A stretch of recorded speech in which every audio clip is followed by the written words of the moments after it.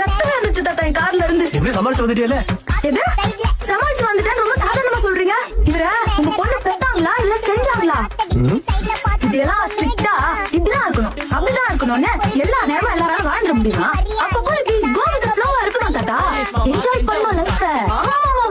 Privacy affect ஆனதானே நாக்கு ரத்தமா தெரியும். உனக்கே தெரியாம உன் போட்டோ எடுத்து போஸ்டர்ல போட்டா உனக்கு எப்படி இருக்கும்? இப்படிதான் கோ வித் தி ஃப்ளோ அப்படின்னு கேஷுவலா எடுத்துப்பியா? இந்த பேக் நான் விஜய் போட்டோவை இன்னும் பெருசா கூட போஸ்டர் அடிப்பேன். அது எங்க ரெண்டு பேருக்குள்ள இருக்கிற தனிப்பட்ட அண்டர்ஸ்டாண்டிங்.